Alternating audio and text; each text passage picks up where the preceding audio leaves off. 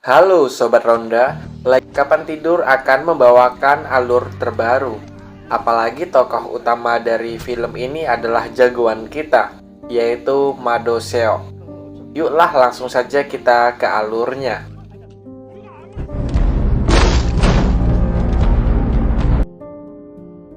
Film dibuka berlatar tempat di negara Vietnam, yang menginformasikan bahwasannya setiap tahunnya banyak pelaku kejahatan yang kabur dari Korea Selatan dan hinggap di negara ini. Mereka pun melancarkan kejahatan di negara ini dengan berbagai modus, dan salah satunya adalah memeras turis-turis Korea yang berada di Vietnam dan pengusaha-pengusaha lokal. Seperti kejadian ini, di mana ada pemuda kaya raya yang bernama Choi. Ia dari keluarga pengusaha Korea yang ditipu dengan modus bisnis rental mobil. Di sini, ia diculik dan disandra untuk meminta tebusan serta memeras korban. 내가 렌터카는 사람으로 보여. 너 납치된 거야.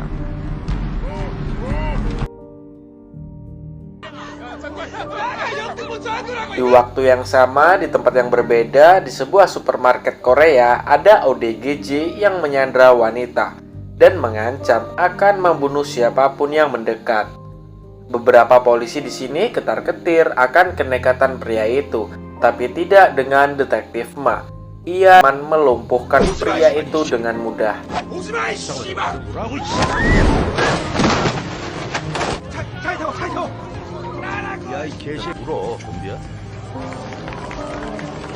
Keesokan harinya, atasan detektif Ma meminta salah satu dari mereka untuk berangkat ke Vietnam menjemput salah satu dari diri, yaitu Yo Jung Hon. Ia adalah salah satu penjahat di awal film ini. Atasannya pun meminta detektif Ma menemaninya untuk menjemput pria itu. Singkat cerita, mereka telah tiba di Vietnam. Mereka pun dijemput oleh petugas konsulat Korea yang bernama Park dan membawa mereka ke kantornya. Detektif Ma pun langsung menemui Jung Hon. Ia pun menginterogasinya dengan cara kekerasan untuk menemukan dua temannya. Dari interogasi singkat itu, detektif Ma mendatangi tempat persembunyian mereka. Namun naas, salah satu penjahat itu mati mengenaskan dan satunya lagi tidak diketahui keberadaannya. Mengetahui hal itu, detektif Ma pun langsung menemui Yu. Ia pun kembali menginterogasinya.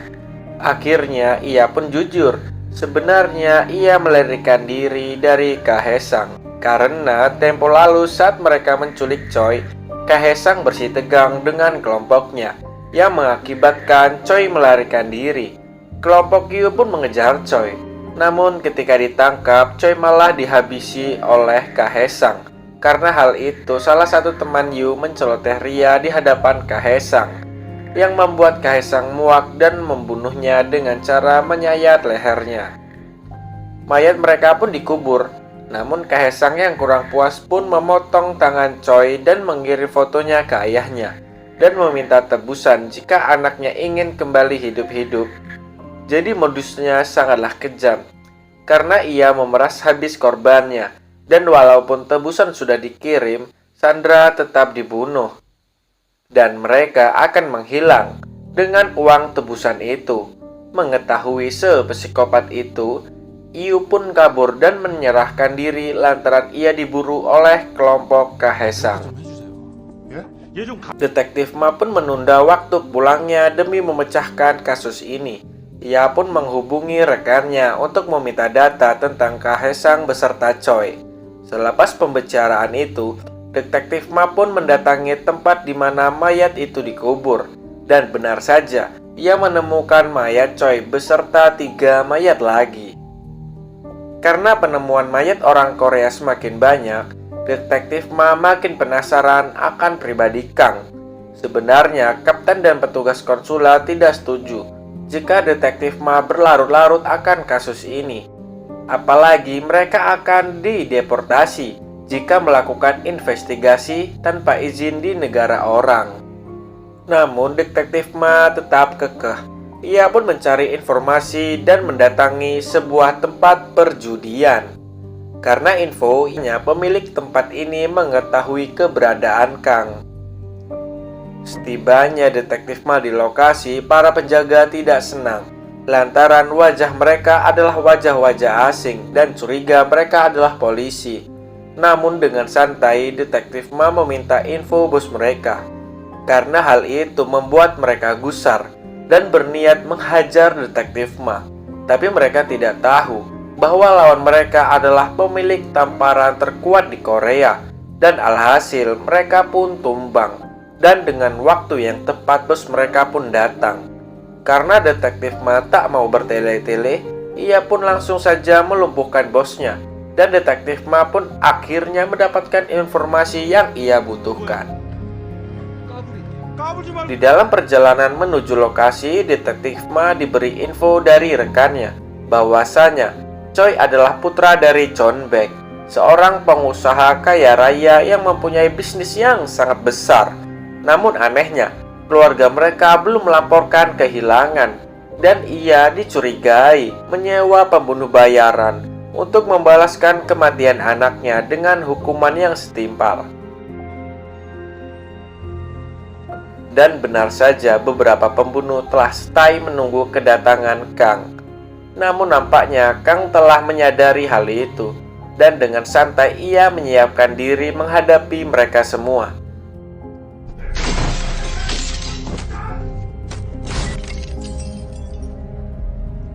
Dilihat dari mental dan teknik bertarung kelompok Kang, Kang ini adalah penjahat yang sangat-sangat berpengalaman.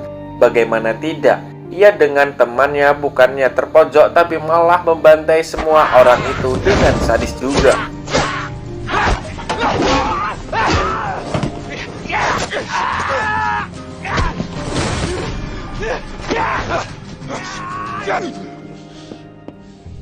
Apalagi ketika ia mengetahui semua uang hasil memerasnya diambil, ia pun mengambil ponsel salah satu orang di sana dan menelpon Chon Baek alias ayahanda dari Choi. Ia pun mengancam jika uangnya tidak dikembalikan, ia sendiri yang akan datang ke Korea dan menghabisinya. Setibanya detektif Ma di lokasi, mereka kaget karena banyak sekali orang yang telah mati terbantai. Dikala mengamati, atasan detektif Ma malah dibacok oleh Kang. Mengetahui hal itu, detektif Ma pun mendatangi dan menghajar mereka semua. Karena dirasa tak mampu, Kang pun kabur dengan keadaan badan yang penuh luka, meninggalkan temannya sendiri kesusahan dan pingsan karena hantaman kepalan tangan detektif Ma yang mendarat tepat di pelipisnya. Karena kejadian itu, pria itu dirawat di rumah sakit yang sama bersama atasan detektif Ma. Pria itu pun diinterogasi singkat. Awalnya ia hanya bungkam, namun karena diiming-imingi akan dipulangkan ke Korea, akhirnya ia berkata bahwa Kang akan ke Korea dan mendatangi Chon Baek. Mengetahui hal itu, ia pun keluar dan mendatangi atasannya yang sedang debat dengan polisi lokal. Mereka pun dideportasi. Detektif Maya mengetahui hal itu pun sangat menerima keputusan tersebut. Setibanya di Korea, detektif Ma menemui Jang Isu, seorang pria yang mempunyai informasi tentang kapal penyelundupan yang dicurigai bahwa Kang menumpanginya. Lewat rekan yang seorang maklar yang mempunyai julukan sebagai mata satu, mereka pun mendapatkan informasi dan mereka pun mengecek CCTV. Dan akhirnya mereka mendapati Kang yang sudah tiba dan telah mencuri sebuah mobil. Sebelum melanjutkan penyelidikan, detektif bersama timnya melayat dulu di kediaman Choi. Sesaat setelah itu, di waktu yang tenang datanglah Kang yang menyelinap dan dengan santai memperhadapan Chon Baek di dalam lift. Tak kenal gentar walaupun di hadapannya adalah bodyguard Chon Baek yang berbadan besar. Ia pun menumbangkan pengawal itu.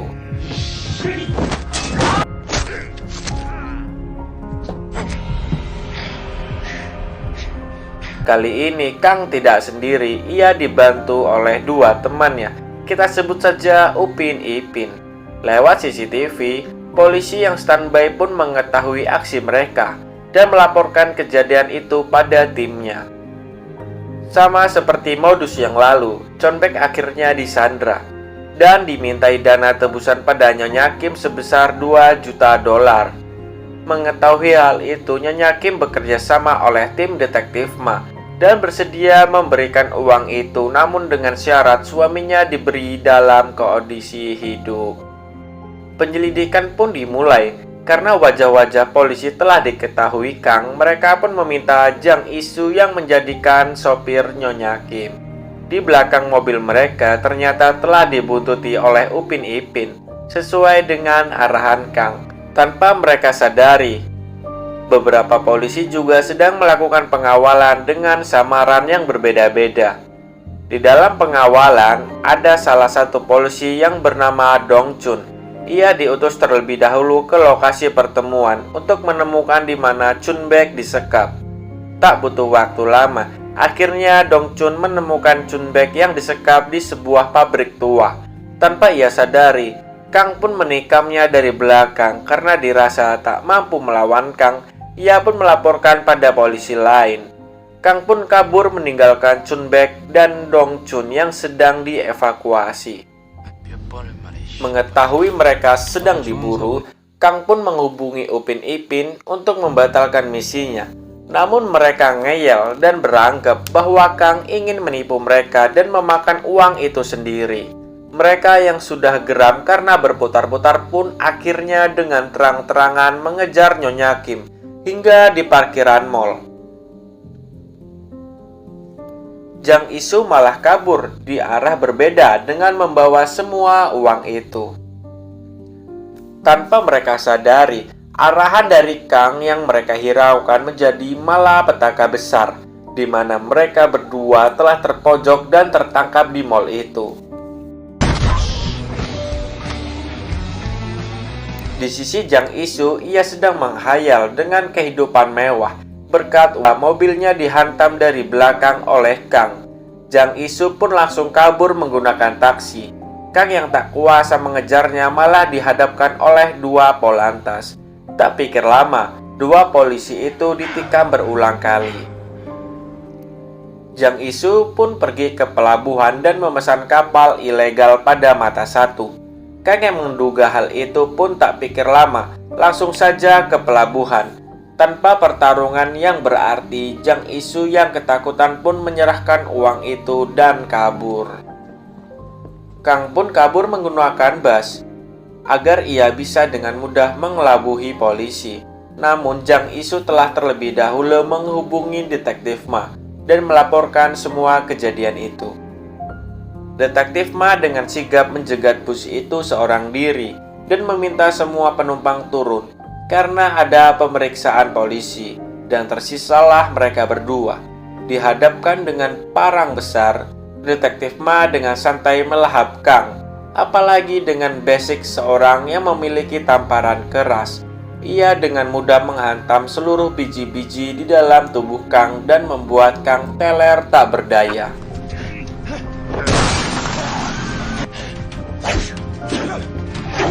아직 멀었어 일어나 임마.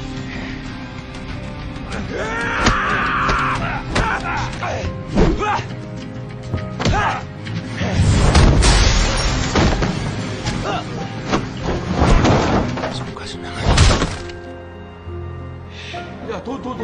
저기. Atas keberhasilan mereka pun terbang bersama melayang-layang dengan asupan tua bernutrisi, dengan tambul keong racun. Film pun selesai. Itu saja yang bisa Mimin sampaikan. Mohon maaf jika di dalam pembawaan tidak sesempurna idaman kalian, tapi di sini tetap berterima kasih, apalagi karena telah singgah di sisi, dan semoga bertemu kembali di lain sesi. Kapan tidur beserta jajarannya mohon pamit, dan jangan lupa bersenang-senang. Bazulatos terpelpekatos, bazul hitam selera kalian. Summer high, met you in August, New York back to my cold apartment. Distance sucks, but